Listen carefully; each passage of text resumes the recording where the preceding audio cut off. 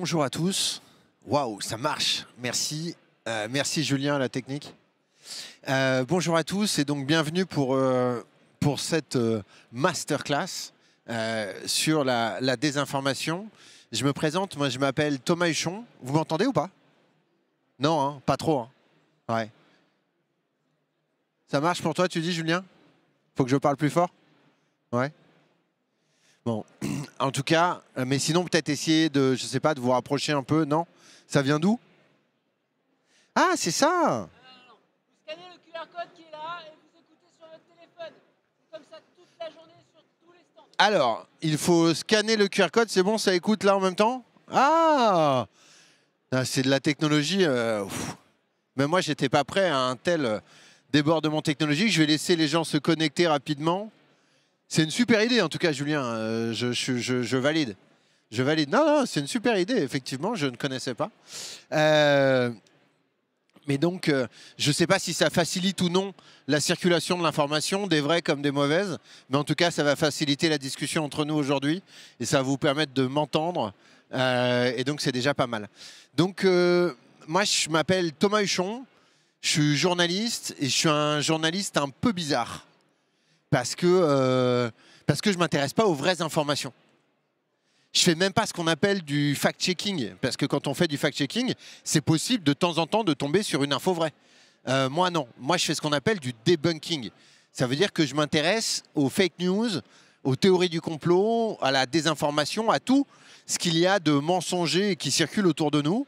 Et je m'y intéresse depuis un peu plus d'une dizaine d'années. Je me suis d'abord intéressé à la manière dont tout ça perturbait le monde de l'information, mon métier de journaliste. Mais très rapidement, ce phénomène a débordé bien au-delà du cadre de l'information et a touché tout ou presque les pans de la société aujourd'hui. Et donc, je m'intéresse aussi à la manière dont il s'attaque à l'éducation, à la démocratie, à la manière dont nous pouvons dialoguer ensemble, mais aussi à la manière dont il s'attaque aux entreprises, parce que les entreprises ne sont plus épargnées aujourd'hui. À la fois, leurs marques peuvent être attaquées via des campagnes de désinformation, mais elles peuvent être aussi les victimes collatérales d'un certain nombre de campagnes qui utilisent des fake news. C'est de tout cela dont on va parler aujourd'hui. J'espère que vous aurez peut-être envie d'interagir, d'intervenir. N'hésitez pas, on a un micro ici qui me permettrait de le faire circuler parmi vous. Et je souhaite que ce temps avec vous soit le plus interactif possible. Ce sujet, c'est un sujet qui a quand même quelque chose de particulier qui nous touche tous.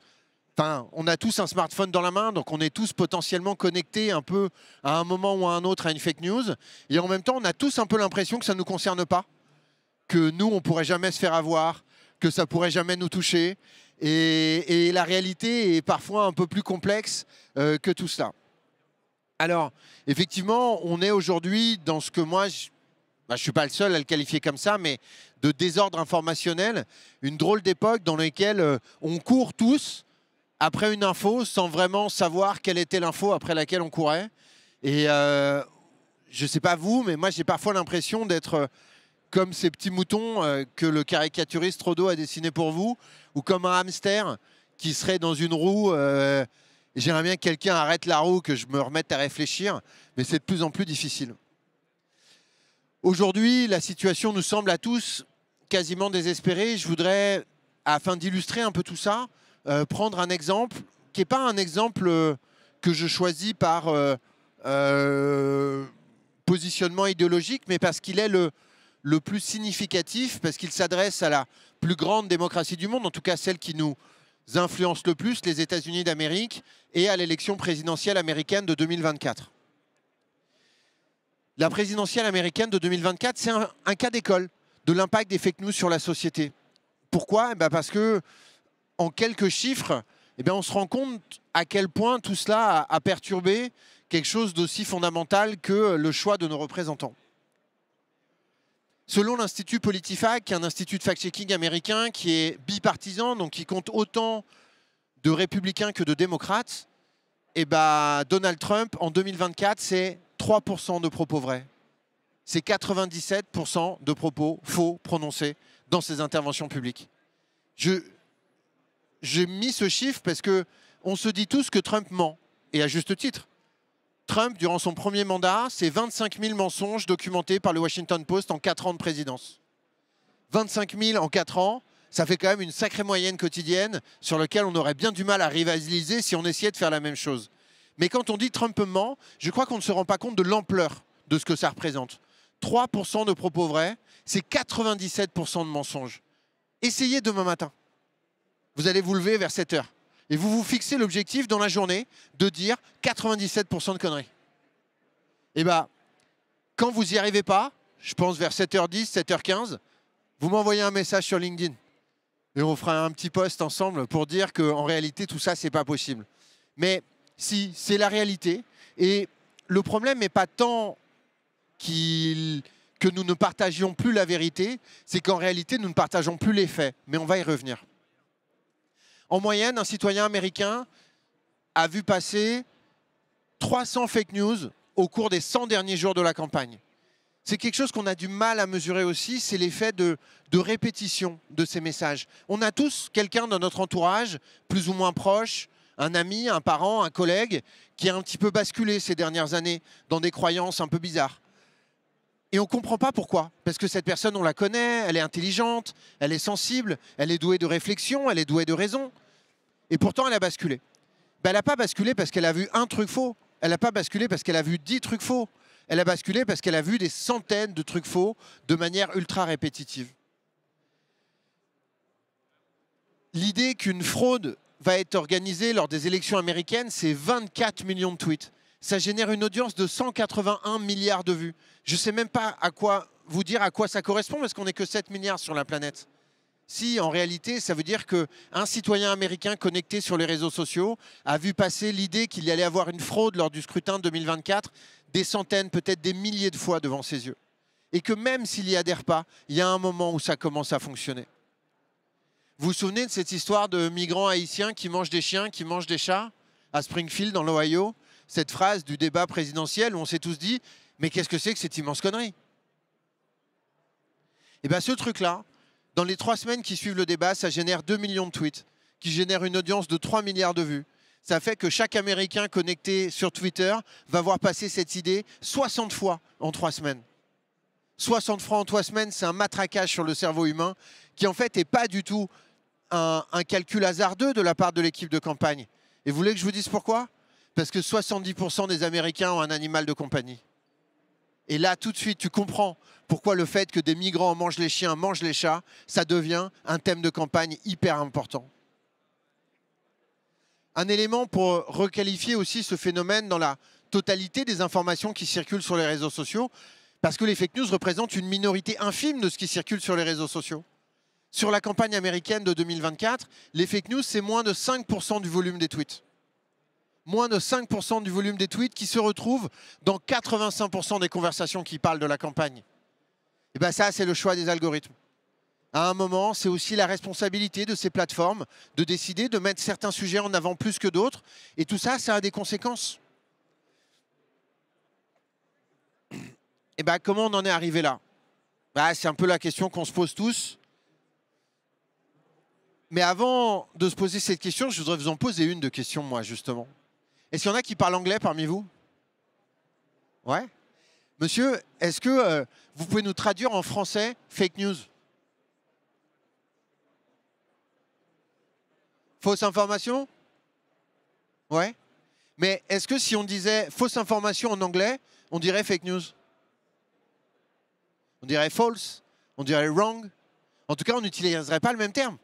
Et bien parce qu'en réalité, ce n'est pas la même chose. Les fake news, ce ne sont pas des fausses informations. Les fake news sont différentes des fausses informations. C'est quoi la différence, d'après vous?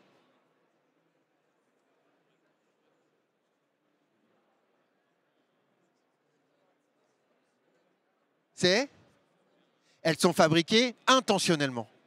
La première différence, c'est l'intention. Les fausses informations, ce sont des erreurs. Alors pour nous qui consommons de l'info, ça ne change pas grand-chose. Il y a des trucs faux qui circulent et c'est la galère pour tout le monde. Mais si on essaie d'analyser le phénomène et d'y réfléchir, comprendre ce qu'il y a derrière, c'est très important. Donc, il y a une différence, c'est l'intention. Et il y a une deuxième différence. Eh bien, ce sont les conséquences. Les fake news n'ont pas de conséquences pour ceux qui les diffusent. Vous l'avez vu, Monsieur Trump, vous expliquer que non, c'était pas vrai, son truc sur les migrants haïtiens? C'était une connerie qui s'excuse? Non. Au contraire, ça le fait gagner les élections. Par contre, quand l'AFP nous dit que Martin Bouygues est mort, ah bah là, ils sont obligés de s'excuser. Ils sont obligés de faire un démenti. Ils sont obligés de publier un rectificatif. Le numéro 2 de l'agence n'a pas été augmenté cette année-là, je vous le confirme. Hein? Donc, on voit bien qu'en fait, il y a une différence aussi pour celui qui la diffuse. Les fake news n'ont pas de conséquences négatives pour ceux qui la diffusent. Les fausses informations ont des conséquences négatives pour ceux qui la diffusent.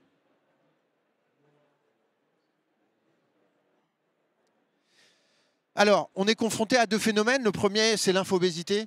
Tout le temps, en permanence, de l'information qui circule à une vitesse toujours plus grande, de sujets toujours plus variés, sur des sources encore plus grandes. À la fin, on n'en peut plus. On n'en peut plus. On est tous responsables parce qu'on la consomme. Nous, les journalistes, on est aussi responsables parce qu'on la fabrique. On est aussi responsables parce qu'on joue la course au scoop, parce que on est aussi dans une forme de business et de concurrence de ce point de vue-là. Et à la fin, tout ça, eh ben, ça crée deux choses. La première, c'est que ça crée une forme de fatigue informationnelle. On est un peu saoulé par tout ça. On n'en peut plus de cette info. On n'en peut plus de la 4e heure à regarder BFM, CNews, France Info.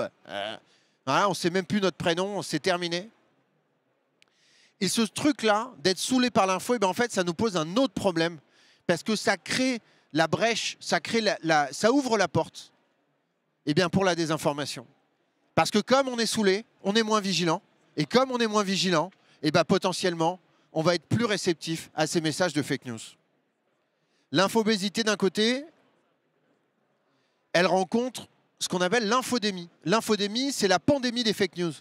C'est un terme inventé par l'OMS, l'Organisation mondiale de la santé, pendant la pandémie de Covid-19, qui raconte non pas l'impact des virus, mais l'impact des fake news qui seraient parfois plus dangereux que les virus. En l'occurrence, on a un exemple très concret. En Iran, en mars-avril-mai 2020, une fake news circule disant qu'il faut consommer de l'alcool pur pour se protéger ou se soigner du Covid. On est en Iran, dans un pays dans lequel l'alcool est interdit. Du coup, des gens vont croire à cette fake news, vont se procurer de l'alcool fabriqué sous le manteau, frelaté dans des conditions sanitaires absolument déplorables. Et à la fin, on a 800 morts d'intoxication à l'alcool en mars, avril, mai en Iran. Ces gens ne sont pas morts du Covid. Ils sont morts à cause d'une fake news sur le Covid. Et bien l'infodémie, ça existe. Et ça existe d'ailleurs de manière tellement importante que le ministère de la Santé a lancé début septembre une commission d'enquête réunissant tout un tas d'experts pour mesurer l'impact des fake news sur la santé et essayer de trouver à minima des recommandations, peut-être même des solutions sur ces sujets-là. L'infobésité et l'infodémie, eh ben, ça crée en fait cette nouvelle ère dans laquelle nous sommes, qu'on a appelée post-vérité. Moi, je n'ai pas toujours été très à l'aise avec cette histoire de post-vérité. Et en même temps, c'est bien là qu'on est aujourd'hui. La post-vérité, ce n'est pas tant le moment où il n'y a plus la vérité, c'est le moment où on n'a plus ce qui nous permet de construire la vérité. Finalement, la vérité, comme une notion partagée de tous, ça n'existe pas. Ça n'a d'ailleurs jamais vraiment existé. Il y a un truc qui existait et qui a disparu. Mais ce n'est pas la vérité. Ce sont les faits. Quand est-ce que les faits ont disparu ? Je ne sais pas. Quand est-ce qu'on aurait dû s'en rendre compte ? Le 21 janvier 2017. C'est l'inauguration de Trump, premier mandat. Durant cette matinée, la conseillère en communication de Trump, Kellyanne Conway, que vous voyez à l'image, fait passer l'idée que cette inauguration sera la plus grande jamais réalisée, the best one ever, the biggest one ever, the greatest one. Et qu'il y aura plus de monde pour Trump qu'il n'y en a jamais eu pour Obama. Que c'est vraiment vachement mieux Trump que Obama. Les journalistes américains sont taquins. Ils vont vérifier l'information durant cette matinée. Ils vont même avoir l'outrecuidance de comparer deux photos aériennes. Une d'Obama en 2009, à gauche sur votre écran. Une de Trump en 2017, à droite sur votre écran. Et là, je pense qu'on est obligé de constater tout ça. C'est qu'il y a beaucoup plus de monde à gauche qu'à droite. Finalement, c'est pas très grave en plus. Hein. Enfin, franchement... faut vraiment ne penser qu'à ça pour se préoccuper du nombre de gens qui viennent vous applaudir à l'inauguration. Mais confronté à ces deux photos, qu'est-ce qu'elle fait, Kellyanne Conway? Est-ce qu'elle dit « Non, pardon, c'était une fausse info, je m'excuse » Non. Elle dit, vous avez tort, monsieur le journaliste, parce que nous disposons de faits alternatifs. Alternative facts. Et bien en fait, ce jour-là, on aurait dû comprendre que le monde avait basculé. On ne l'a pas vu. Et je pense que depuis, on essaie de courir. Vous l'aviez vu?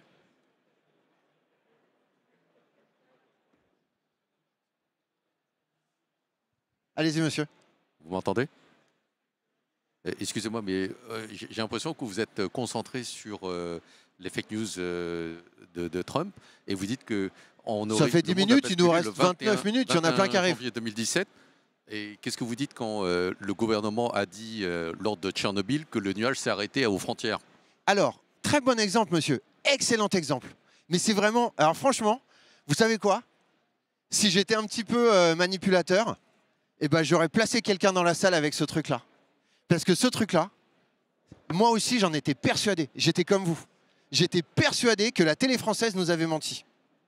Eh ben, il y a un site internet qui s'appelle Arrêt sur Image, qui est probablement le plus exigeant avec les médias français, qui déteste la télé et qui est le plus critique de tous les médias.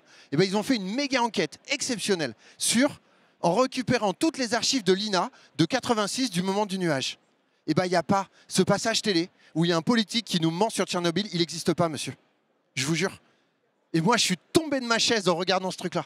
Et en fait, il y a une Miss Météo qui, après un JT, va dire « Oui, il y a l'anticyclone des Açores et tout ». Et en réalité, quand on se plonge dans les archives de l'époque, on trouve des dizaines et des dizaines et des dizaines de messages de prévention du gouvernement qui nous dit « Ne mangez pas vos légumes, machin et tout ». En fait, on a été... Mais je suis comme vous, hein. J'ai vécu avec cette idée fausse qu'on nous avait menti sur Tchernobyl pendant des années. Et grâce à l'enquête d'Arrêt sur Image, eh ben, j'ai pu me rendre compte de la réalité du truc. Depuis, ça m'a intéressé. Et j'ai été moi-même fouiller les vidéos de l'INA. Et en réalité, cette vidéo dont on est sûr d'avoir la mémoire, eh ben, elle n'existe pas. Et ça me fait penser à un autre documentaire hyper intéressant. C'est une jeune américaine qui raconte ses souvenirs d'enfant du 11 septembre.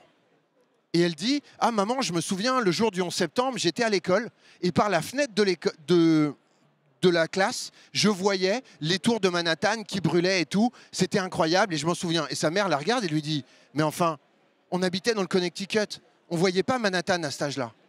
On a déménagé à New York après. » Et en fait, ce qui est très intéressant, mais ça, il faut s'intéresser à la question de la mémoire, ce n'est pas notre sujet aujourd'hui, mais en fait, la mémoire humaine se reconstruit en permanence. Et il y a un espèce de phénomène hyper intéressant. Et sur la question de Tchernobyl, c'est vraiment le meilleur exemple parce que cet élément de désinformation étatique qu'on est sûr tous d'avoir vécu, eh ben en réalité, on n'arrive pas à retrouver la trace aujourd'hui. Mais c'était un très bon exemple, monsieur, et je suis d'accord avec vous que là, moi, je me suis concentré sur un exemple plus récent pour des questions d'actualité, c'est le côté journaliste. Mais vous inquiétez pas, on va aller dans plein d'autres exemples et dans plein d'autres choses. Mais en l'occurrence, effectivement, l'idée que ce que nous partagions était la vérité, ça n'existe pas. Ce qu'on partageait, c'était les faits. L'idée qu'il y avait des faits et que chacun pouvait interpréter sa vérité. Et finalement, ça nous permettait de vivre ensemble. Aujourd'hui, on a beaucoup plus de difficultés parce que les faits ne sont plus partagés. Nos modes d'information ont changé. Et comme nos modes d'information ont changé, eh ben, on ne voit pas tous la même chose. Et comme on ne voit pas tous la même chose, on n'a plus ce point de départ qui nous permettait de discuter. Avec tous les défauts que ça représentait, on avait un point de départ commun. Aujourd'hui, il n'existe plus. Quelque part, on sollicite nos émotions en permanence. Et notre petit cerveau, qui est une machine merveilleuse, il a beaucoup de mal à gérer les émotions et la réflexion en même temps. Est-ce que tout le monde sait ce qu'est le QI, le quotient intellectuel ? Ouais. Hein? Ben, est-ce que vous saviez qu'à chaque fois que vous récupérez une notification sur votre téléphone, vous perdez 10 points de QI? 10 points de QI. Il y en a qui paniquent là. Je la vois, madame, elle se dit « Oh là là, je suis en négatif là. C'est terrible. J'en suis à ma 260e notification. » Qu'est-ce que ça veut dire? Ça veut dire que c'est pas on a 100 points de QI et au bout de 10 notifs, on est à 0, on est débile. Non. Ça veut dire que on a 100 de QI et que quand on reçoit la notification, ça mobilise une part émotionnelle de notre cerveau. Vous voyez, cette petite pastille rouge là qui vous rend fou là, on veut absolument appuyer sur l'appli. Et ben, en réalité, ça mobilise la part émotionnelle de notre cerveau et on n'a pas la totalité de notre cerveau pour réfléchir et faire face à la notification. Combien de fois ça arrive par jour, à votre avis, ce truc-là? Combien de fois en moyenne on regarde son téléphone? Alors, je vois monsieur a un petit carnet pour prendre des notes, donc il nous fait baisser la moyenne de manière drastique. Hein. En moyenne, c'est 241 fois par jour. C'est 600 fois quand on a moins de 35 ans. OK, hein. Et ben, 241 fois par jour, perdre 10 points de QI. Je sais bien qu'on les récupère à la fin de la journée, mais ça fait quand même des longs moments où on est un peu moins intelligent qu'on l'imagine. Est-ce que vous vous souvenez, cette économie de l'émotion, elle joue aussi avec l'économie de l'attention. Vous vous souvenez de cette phrase de Patrick Lelay? Peut-être que les plus jeunes n'en ont pas souvenir, mais « Mon travail, c'est de vendre du temps de cerveau disponible pour Coca-Cola. » À l'époque, on avait trouvé ça horrible. C'était dit, quel scandale d'oser dire un truc pareil, c'est vraiment dégueulasse. Et bien moi, aujourd'hui, il me manque Patrick Lelay. J'aimerais bien le revoir, Patrick Lelay. Parce que la seule chose qu'il pouvait faire, ce bon Patrick, c'était d'augmenter le son à la mi-temps du match de foot parce que j'allais aux toilettes. Et donc, il fallait que je continue à entendre la pub. Zuckerberg, Musk et compagnie, aujourd'hui, ils savent déjà que je vais aller aux toilettes. Moi, je ne sais pas encore. Hein, ce n'est pas du tout le même degré de surveillance.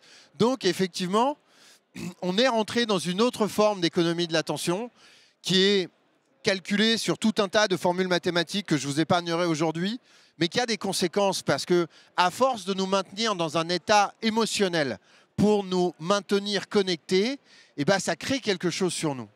Ça crée quelque chose sur nous. On ne voit que ce que l'on croit et on ne voit que des gens qui croient comme nous. Du coup, on a vachement de mal à accepter les idées contraires. Et comme on a du mal à accepter les idées contraires, eh ben, les discussions entre nous sont de plus en plus difficiles. Les discussions sont difficiles, les débats sont impossibles. Et à la fin, il y a quelque chose qui est pourtant fondamental, c'est qu'il faut qu'on arrive à vivre ensemble. Et ben, plus on s'enferme dans ces mécaniques-là, plus le fait de vivre ensemble devient compliqué. C'est vrai dans la vraie vie, mais c'est aussi vrai au sein des entreprises. Parce que la cohésion à l'intérieur d'une équipe, elle est aussi faite de ce dont on va parler à la machine à café.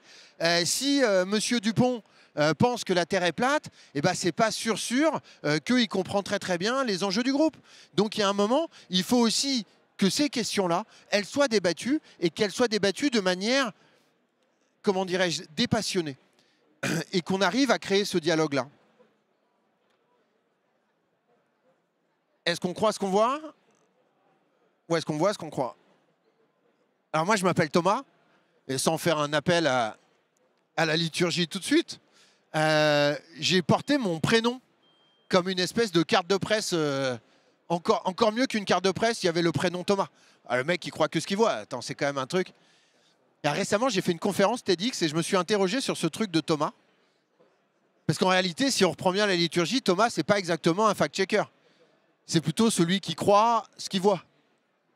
Et donc, il voit quelque chose qui n'existe pas vraiment, il y croit et il le répète. Donc, bon, on va passer ce petit truc-là, mais qu'est-ce que ça dit? Ça dit que quand on s'informe sur un réseau social, on est un peu comme dans une baignoire dans laquelle on nous ferait monter la température sans qu'on s'en rende compte. On est bien, on est cool, il fait bon, et puis on monte la température. On nous montre des choses qu'on croyait déjà un peu, mais qu'on croit un peu plus. Et on monte la puissance, et on monte la puissance. On ne s'en rend pas compte, mais au bout d'un moment, on va se faire ébouillanter. Et bien sur un réseau social, c'est exactement la même mécanique qui est en place. Et au bout d'un moment, eh bien, on s'ébouillante à nos propres idées, et on s'en rend d'autant moins compte que ce sont nos idées, donc on a l'impression de croire à quelque chose qu'on croyait déjà, et de ne voir que des gens qui croyaient déjà un peu comme nous, et la mécanique est terrible. Nos cerveaux, ces machines merveilleuses mais qui nous jouent des tours. Et bien justement, un petit exemple, ça marche beaucoup mieux. Regardez l'écran et essayez de nous dire dans quel sens tourne la danseuse. Sens des aiguilles d'une montre? Ouais. Sens contraire des aiguilles d'une montre? Les autres, au fond, vous pouvez participer, hein. Ah, on a un problème parce qu'on regarde la même chose et on ne voit pas la même chose.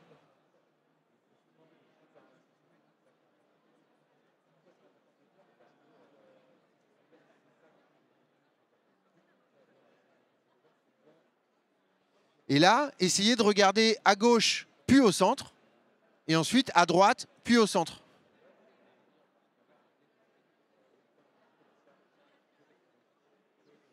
Debout, ils vont tomber là-haut. Alors qu'est-ce qui se passe? Pourquoi, alors qu'on regarde la même image, est-ce qu'on ne voit pas la même chose? Eh bien parce qu'en réalité, cette image au milieu, elle ne répond pas à la question que je vous ai posée. Cette image au milieu, c'est une image en 2 dimensions. Et donc comme c'est une image en 2 dimensions, eh bien, vous ne pouvez pas savoir si la danseuse tente dans un sens ou dans l'autre. Mais votre cerveau, il sait que quand quelqu'un tourne dans un sens ou dans l'autre, eh ben, il ne peut pas tourner dans les 2 sens en même temps. Qu'est-ce qu'il a fait, votre cerveau? Pourquoi vous ne voyez pas la même chose? Parce que votre cerveau a créé la réalité pour vous. Votre cerveau a créé la réalité pour vous, et quand vous êtes passé de gauche au centre ou de droite au centre, eh ben, vous avez influencé votre cerveau pour lui faire créer la réalité. Ce tout petit exemple, il est là pour nous rappeler que si notre cerveau est une machine merveilleuse, eh bien, il peut aussi être influencé. Il peut aussi être emmené dans une direction plutôt qu'une autre, sans qu'on s'en rende compte. Et que plus on comprend les mécanismes du cerveau, plus on connaît les mécaniques du cerveau, plus eh bien, on est capable de jouer à ce petit jeu-là. Qui sont ceux qui aujourd'hui maîtrisent le mieux ce jeu-là? Eh bien, ce sont les GAFA.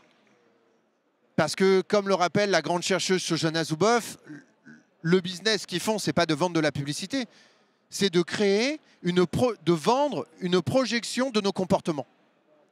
Ils sont donc capables de prédire nos comportements d'une certaine manière. Et donc de les influencer pour nous faire acheter des produits. Enfin, je pouvais dire ça sans sourire jusqu'à début janvier, quoi. Depuis que les patrons des grandes entreprises de la technologie montrent peut-être pas des ambitions politiques, mais en tout cas des choix politiques plus clairs, eh bien, ça devrait nous faire réfléchir.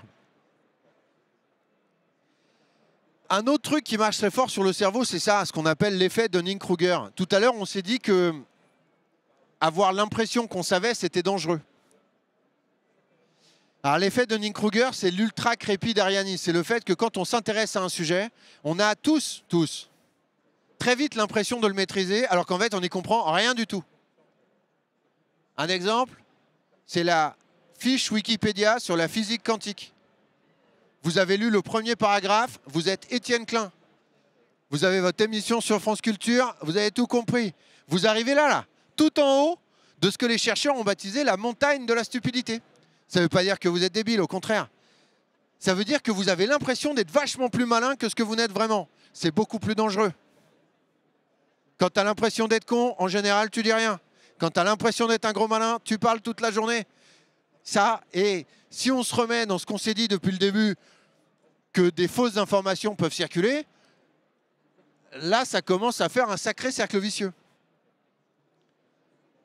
L'immense majorité des gens s'arrêtent ici. Mais certains vont jusque-là. Ils lisent le 2e paragraphe de la fiche sur la physique quantique sur Wikipédia. Et là, ils comprennent qu'ils n'ont rien compris du tout. Ils reviennent donc dans la vallée de l'humilité. Et à force d'efforts, de travail, d'abnégation, ils arrivent sur le plateau de la consolidation et potentiellement ils maîtrisent un petit peu ce sujet. Comment les chercheurs ont découvert ce truc? Je me permets de vous raconter ça, parce qu'en plus je pense que ça va peut-être vous faire un peu marrer. Les 2 chercheurs, Dunning et Kruger, découvrent un fait divers dans les années 1990 aux États-Unis. Un homme, on va l'appeler Monsieur Johnson, j'ai un trou de mémoire, qui braque des banques à visage découvert. Il braque 3 banques à visage découvert, il se fait arrêter par les policiers qui viennent l'arrêter chez lui. Et là, il ne comprend pas. Comment m'avez-vous reconnu, leur dit-il. Monsieur Johnson, il y a des caméras de surveillance, il y a des témoins, on vous a reconnu. Il dit, mais non, c'est pas possible que vous m'ayez reconnu. Je m'étais enduit le visage de jus de citron. Il n'y a pas beaucoup de romantiques là dans la salle, hein. Mais oui, l'encre invisible, enfin. Un petit peu de jus de citron, une plume, une feuille blanche. On trempe la plume, on écrit des petits mots d'amour. On passe cette feuille blanche proche d'une source de chaleur. Et là se révèle le message comme ça. C'était autre chose que les dick pics des gamins d'aujourd'hui, je préfère vous le dire, hein. Mais donc le mec, il était là. En Dunning-Kruger total. Il était persuadé de maîtriser l'encre invisible au point de s'être dissimulé aux forces de l'ordre. Les chercheurs découvrent ce truc et se disent « Dis donc, Dunning. »« Oui, Kruger. Mais comment fait-on pour être aussi con ?» Parce qu'en réalité, il n'y a pas vraiment d'autre manière de l'expliquer. Et c'est là qu'ils ont théorisé ce truc. L'effet Dunning-Kruger, on en est tous victimes. On a tous eu un moment ou un autre où on était en Dunning-Kruger. Moi, perso, c'était la guitare. Quand j'ai pris ma première guitare, j'étais à peu près le petit frère de Jimi Hendrix. Je m'imaginais là, sur scène et tout. Puis après, j'ai essayé de faire un barré. Je sais pas s'il y a des guitaristes dans la salle. C'est quand tu essaies de pincer toutes les cordes avec un seul doigt. C'est super dur, ça fait un mal de chien et tu n'y arrives pas du tout. Du coup, valet de l'humilité. Et puis à force de faire saigner mes doigts, plateau de la consolidation. Bon, j'étais pas Hendrix, hein, mais j'arrivais à faire 2-3 trucs au coin du feu avec les chamallows. Et comme je maîtrisais l'encre invisible, ça marchait pour moi. Un autre biais sur lequel je voudrais vous alerter aussi, c'est ce qu'on appelle l'asymétrie argumentative. C'est que pour convaincre quelqu'un, eh ben, il faut lever 100% de ses doutes. On va prendre un exemple comme ça au hasard, vraiment par la vaccination. Si vous voulez convaincre quelqu'un de se faire vacciner, il faut lever 100% de ses doutes. Il faut qu'il ait confiance. Par contre, si vous voulez l'empêcher de se faire vacciner, eh ben 1% de doute, ça suffira. Et donc, il y a une forme d'inégalité de la force des arguments.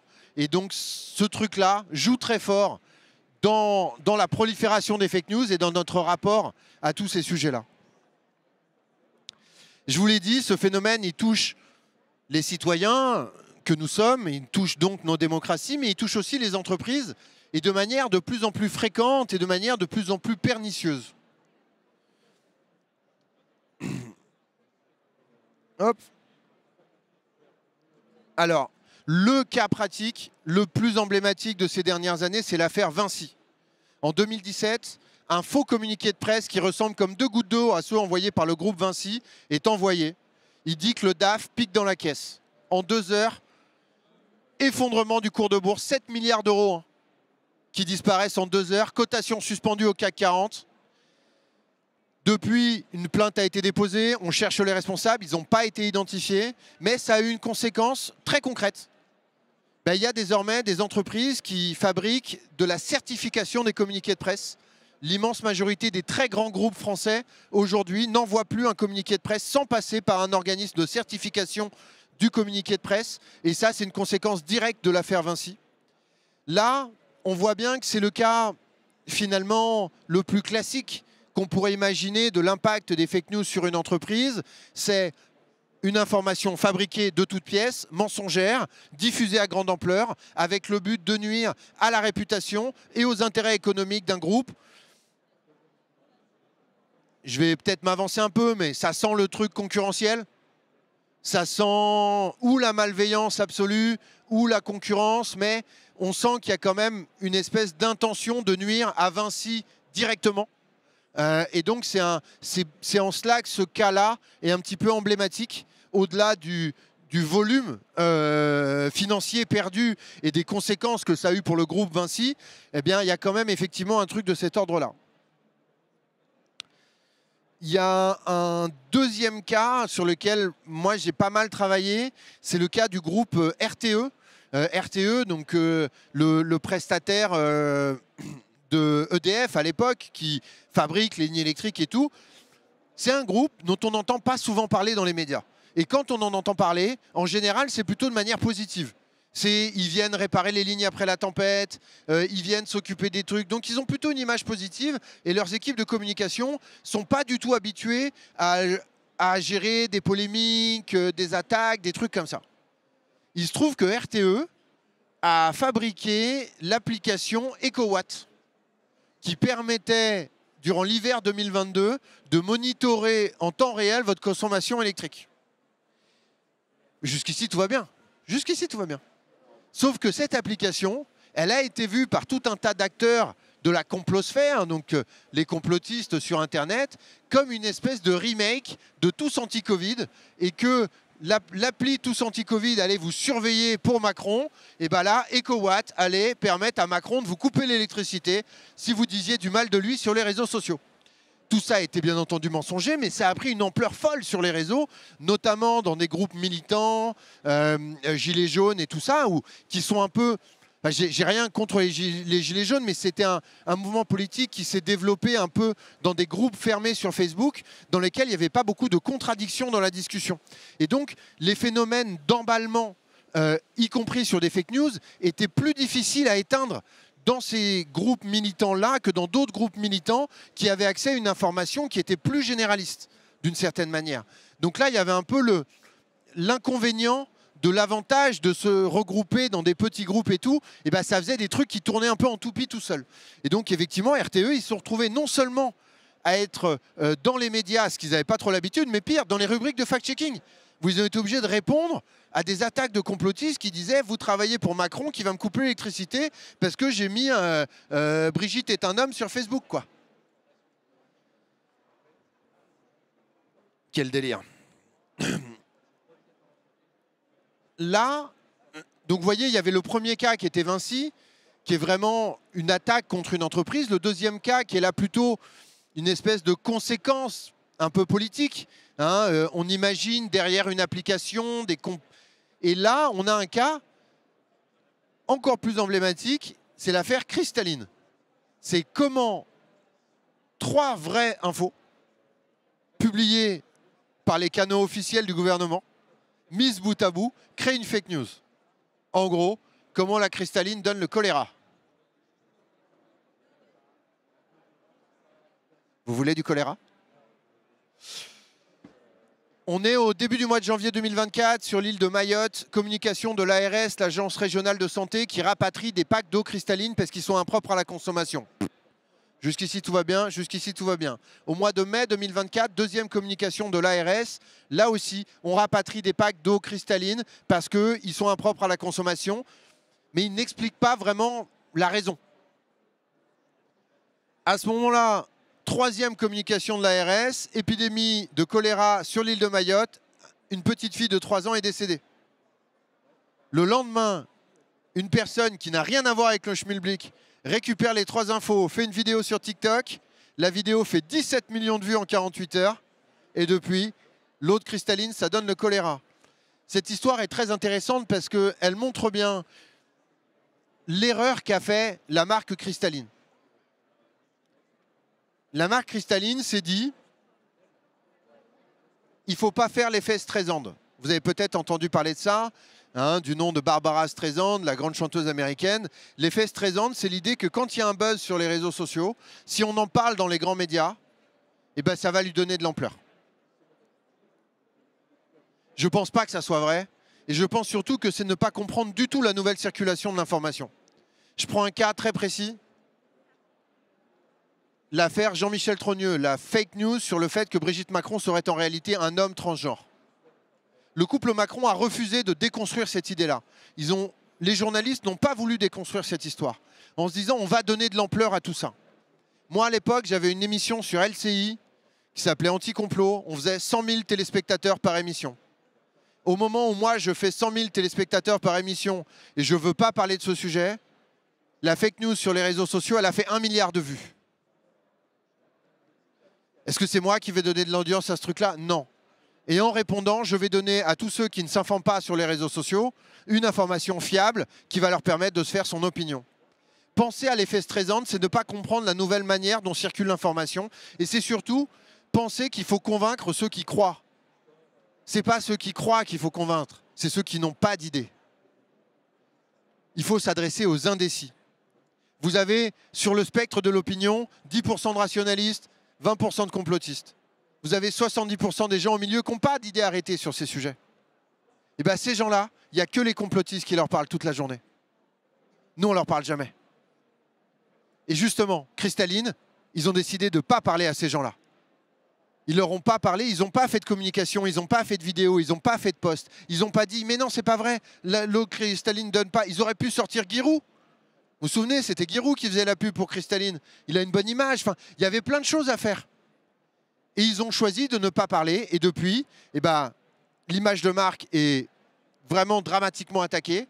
Et sur l'île de Mayotte, je vous jure qu'il n'y a pas grand monde qui boit de la Cristalline, quoi. Salut les humains. Alors, ouais, je me permets de vous signaler ce truc-là. ça peut vous intéresser. Ce projet-là, celui qui me ressemble, parce qu'en plus il a le même pull, c'est pas vraiment moi. Je vous laisse un tout petit peu écouter si vous avez envie. Non, ça n'a pas marché. Si. Salut les humains. Tu savais que l'eau minérale donne le choléra? Alerte. Un enfant est décédé après avoir consommé de l'eau cristalline. L'Agence nationale de la santé ordonne de ne plus consommer cette eau pour le moment. Bonjour à tous, je suis le journaliste Thomas Huchon, ou plutôt son avatar, et dans cette vidéo, je voudrais revenir sur une fake news qui circule sur les réseaux sociaux depuis quelques mois. L'eau minérale cristalline serait dangereuse, pire, elle provoquerait le choléra. Alors, c'est donc Anti-Fake News AI, c'est mon nouveau projet. C'est sur Instagram, sur TikTok et bientôt sur LinkedIn. Et c'est donc un faux Thomas Huchon qui vous parle, un avatar fabriqué en intelligence artificielle, un deepfake pour reprendre l'expression. Et donc l'idée, c'est de pouvoir fabriquer plus vite pour répondre plus rapidement aux fake news. Et du coup, là, d'ici la fin de l'année, on va produire entre 5 et 10 vidéos sur les fake news en entreprise notamment. Donc si ça vous intéresse, suivez-nous sur Instagram, sur TikTok ou sur LinkedIn. Et n'hésitez pas, on cherche un sponsor si quelqu'un est intéressé. C'est pas très cher et c'est utile et ça sert beaucoup aux gamins dans les écoles notamment. Voilà. Un autre cas assez emblématique, parce que pour le coup on en a tous entendu parler. Vous vous souvenez des punaises de lit? Les punaises de lit, c'est pas vrai. C'est une opération d'influence russe, documentée par Viginum. Alors je le sais d'autant plus que je travaille avec la SNCF sur les histoires de fake news et que la SNCF a exactement le même nombre de cas de fake news, de punaises de lit dans ses trains depuis 10 ans à l'unité près. Et il n'y a pas du tout un pic en octobre 2023, c'est pas vrai. Qu'est-ce qui se passe en octobre 2023? En fait, tous les jours, il y a 15 à 20 tweets sur les punaises de lit dans les réseaux sociaux en français. C'est normal, on est une capitale, première destination touristique au monde. C'est normal que les gens parlent de punaises de lit. Mais ce jour-là, qu'est-ce qui se passe? Il y a 400 bots russes qui arrivent et en 5 minutes, qui vont faire 10 tweets pour dire qu'il y a des punaises de lit. Ça va titiller les algorithmes de Twitter, X, pardon. Et ça va mettre ce sujet dans les trending topics. On est lundi matin, le rédacteur en chef de BFM TV arrive au boulot. Qu'est-ce qu'il fait? Il regarde pour choisir de quoi il va parler. Il regarde les trending topics, il dit « Oh putain, les punaises de lit !»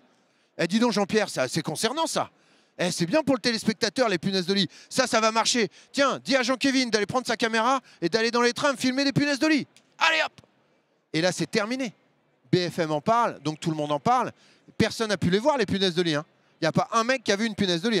Mais pendant 2 semaines, tout le monde en a parlé. Et à la fin, vous avez des incidences très, très, très sensibles sur le chiffre d'affaires de Air France, RATP, SNCF, Accor Hotel et les cinémas pâtés.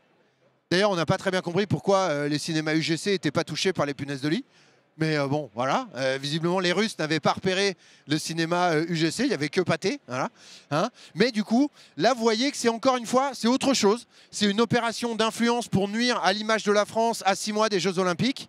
Mais ça a des conséquences pour les entreprises. Et ces entreprises, elles se trouvent aussi mises dans ce problème du risque informationnel et elles ont bien du mal à s'en sortir.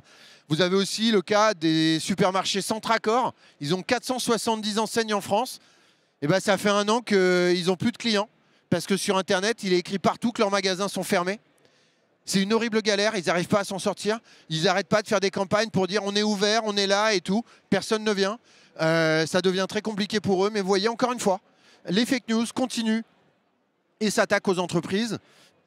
Qu'est-ce qu'on peut faire? Effectivement, comprendre que c'est un risque qui est aussi important que le risque cyber et que de la même manière que le risque cyber, il faut faire de la prévention. Il faut former vos équipes en amont parce que le jour où ça va arriver, c'est dans les 5 minutes qui suivent la crise qu'il faut prendre la bonne décision et que si vous n'êtes pas formé sur le sujet, il y a de très fortes chances pour que vous fassiez comme Cristalline et qu'à la fin, ça ait des conséquences terribles pour votre entreprise. Il faut augmenter effectivement la résilience d'une manière générale et on peut aussi se dire qu'il y a quelques petits conseils individuels. Notre pire ennemi, c'est l'absence de temps, c'est l'immédiateté. Donc si on arrive à se distancier un peu du téléphone et à prendre un peu le temps de réfléchir, ça va tout de suite mieux. Qu'il faut diversifier ses sources d'informations, bien entendu, et qu'il faut avant tout se méfier de nous-mêmes. En vrai, les fake news, on y croit avant tout parce qu'on a un peu envie d'y croire. Et je sens que vous avez envie de savoir où vous en êtes avec les fake news, mais vous inquiétez pas, on a pensé à tout. Vous voulez vous évaluer? Et voilà, un petit QR code, 20 minutes, 20 questions. Vous vous auto-évaluez sur les fake news pour savoir où vous en êtes. Je vous le dis d'avance, On a 5000 personnes qui ont pris le test depuis début juillet. La note moyenne, c'est 9,5 sur 20. Soyez pas fâchés si vous avez des mauvaises notes. Et voilà, je suis bien entendu à votre disposition pour parler de tous ces sujets encore un petit peu en laissant la place aux autres. C'est terminé pour moi. Je vous remercie à tous de votre attention et j'espère que ça vous a intéressé. Et à très bientôt, j'espère. Au revoir à tous.